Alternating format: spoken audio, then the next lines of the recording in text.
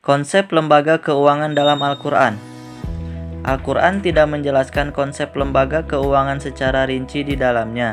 Namun, jika yang dimaksud sebuah lembaga itu sesuatu yang memiliki unsur-unsur seperti struktur, manajemen, fungsi, serta hak dan kewajiban, maka kesemuanya itu dijelaskan secara jelas. Dalam sistem politik, misalnya dijumpai istilah kaum untuk menunjukkan adanya kelompok sosial yang berinteraksi dengan yang lain.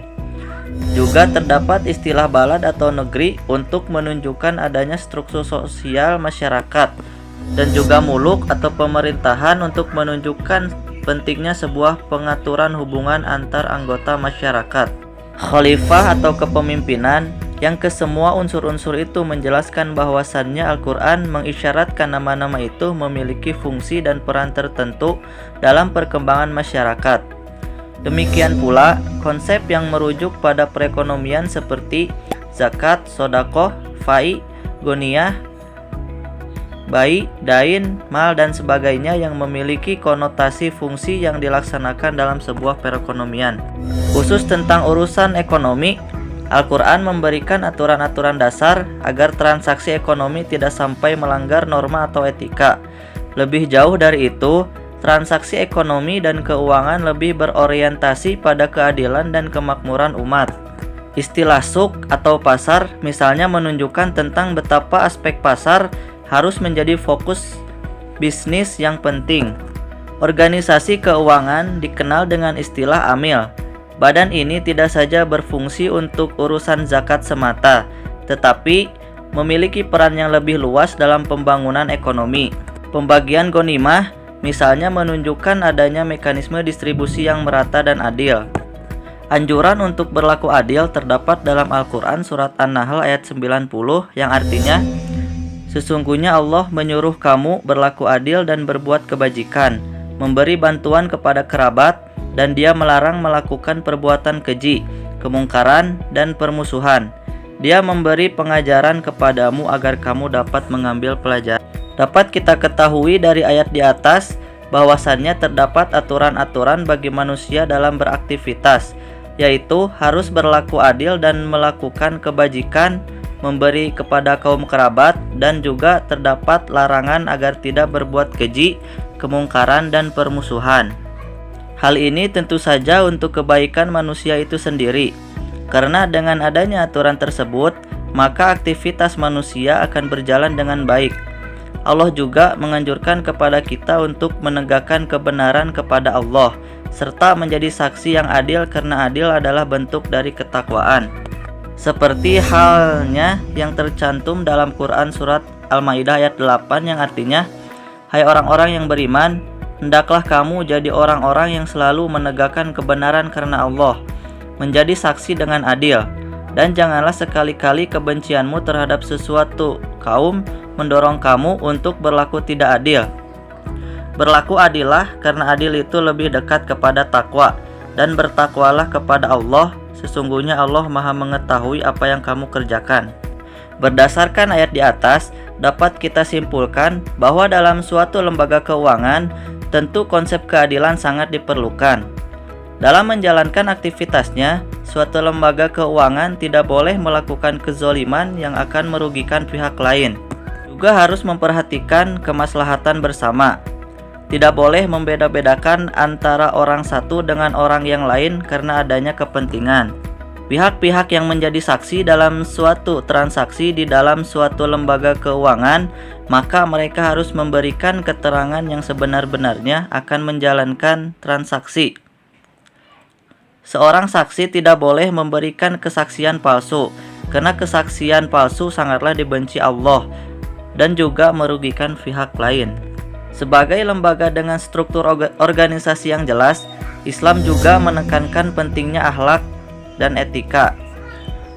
Merujuk pada ciri-ciri organisasi modern seperti transparansi dan akuntabilitas, keterbukaan, egalitarianisme, profesionalisme, dan pertanggungjawaban, juga mendapat perhatian yang serius. Al-Quran telah sejak lama memberikan aturan dan prinsip-prinsip dasar yang menjadi landasan bagi pembentukan organisasi modern. Prinsip akuntabilitas dan transparansi memberikan arahan bahwa lembaga bisnis harus dapat menunjukkan prinsip keterbukaan dan bebas dari manipulasi.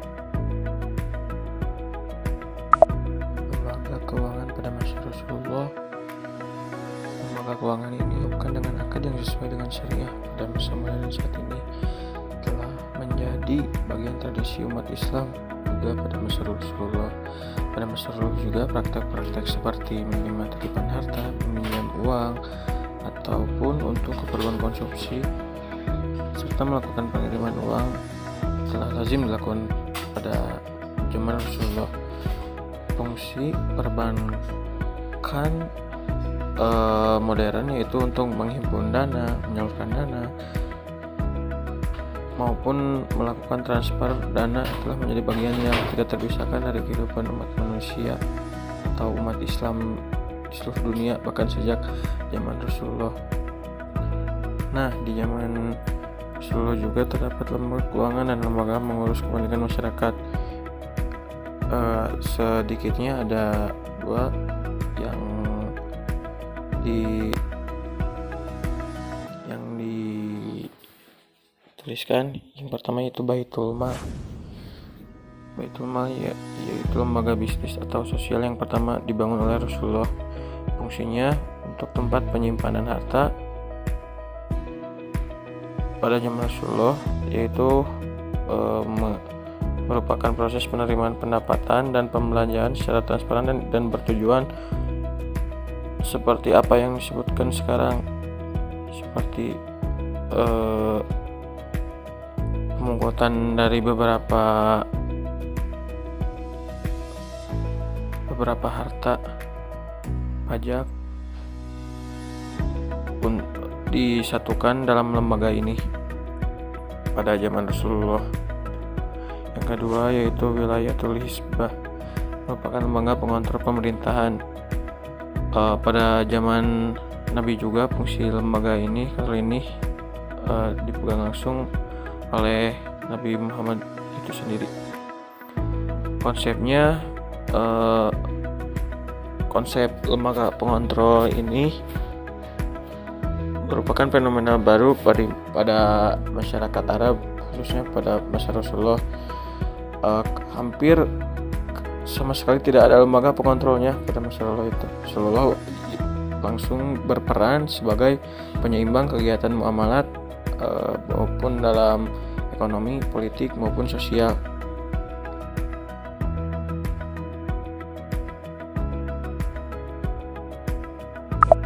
Lembaga keuangan pada masa Khulafaur Rasyidin.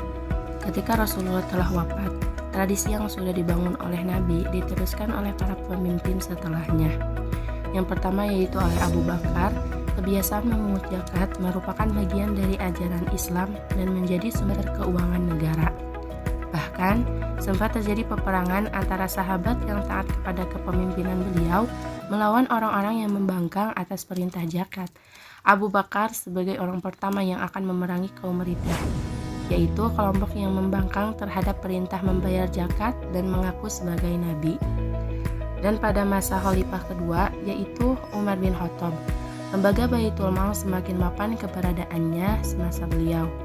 Khalifah ini meningkatkan basis pengumpulan dana zakat serta sumber-sumber penerimaan lainnya.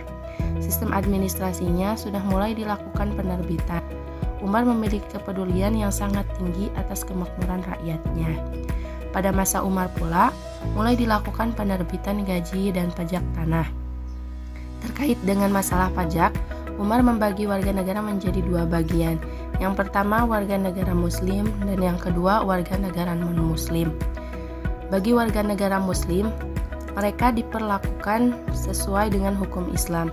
Mereka diwajibkan membayar zakat, sedangkan bagi warga negara non-muslim, mereka diperlakukan sesuai dengan adat dan kebiasaan yang berlaku. Mereka diwajibkan membayar kharaj dan jizyah. Pada masa Umar pula, mata uang sudah mulai dibuat. Umar sering berjalan sendiri untuk mengontrol mekanisme pasar. Umar juga menetapkan kebijakan fiskal yang sangat populer, tetapi mendapat kritikan dari kalangan sahabat.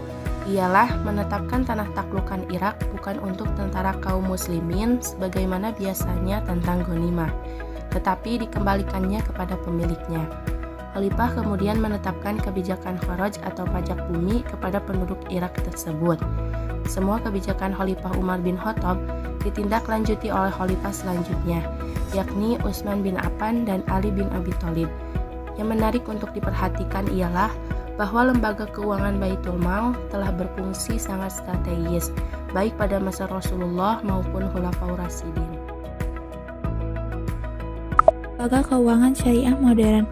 Meski Khalifah Islamiyah telah mengalami masa kehancuran pada era imperialisme barat, namun praktik lembaga keuangan Islam seperti Baitul Mal diteruskan oleh umat Islam dan kelompok-kelompok kecil, misalkan saja di masjid dan lembaga umat lainnya. Gerakan lembaga keuangan yang bebas riba modern yang pertama kali terdapat di desa Midgramer, tepi sungai Nil di Mesir, didirikan pada tahun 1969 oleh Dr. Abdul Hamid di Al-Nagar. Bank ini semula hanya menerima simpanan lokal. Bank ini tidak beroperasi dalam waktu lama karena masalah manajemen yang melilitnya, maka bank ini terpaksa ditutup.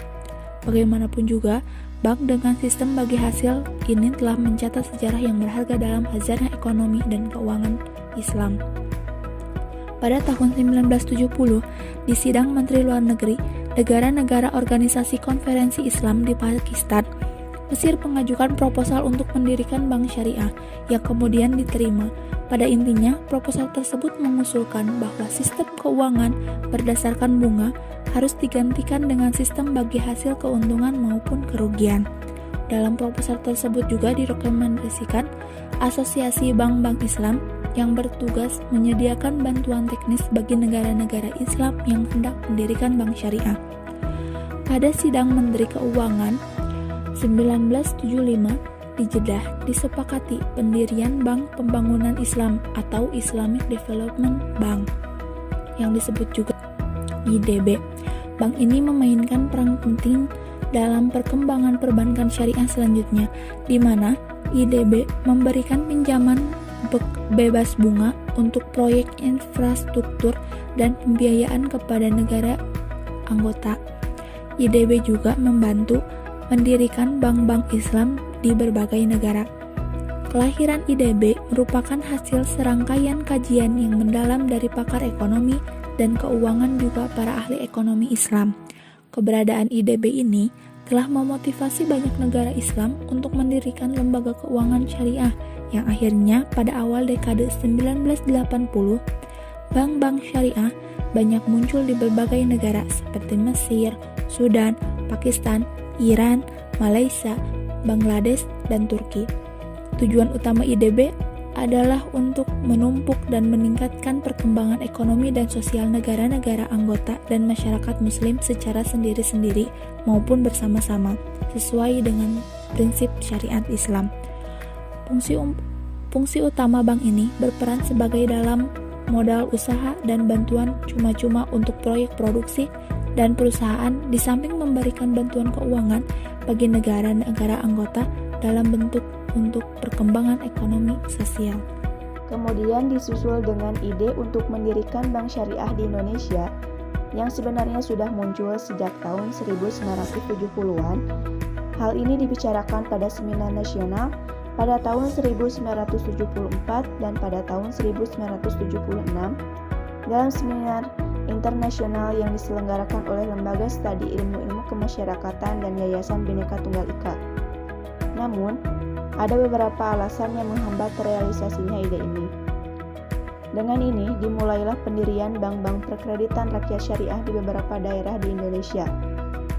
Yang pertama kali mendapatkan izin usaha adalah Bank Perkreditan Rakyat Syariah, lalu ada Berkah Amal Sejahtera dan BPRS Dana Mardotilah pada tanggal 19 Agustus 1951, serta BPRS Amanah Rabaniyah pada tanggal 24 Oktober 1991 di Bandung dan BPRS Harekat pada tanggal 10 November 1991 di Aceh, yang kemudian mendorong didirikannya Bank Umum Syariah pertama di Indonesia, yaitu Bank Muamalat Indonesia pada tanggal 1 Mei 1992.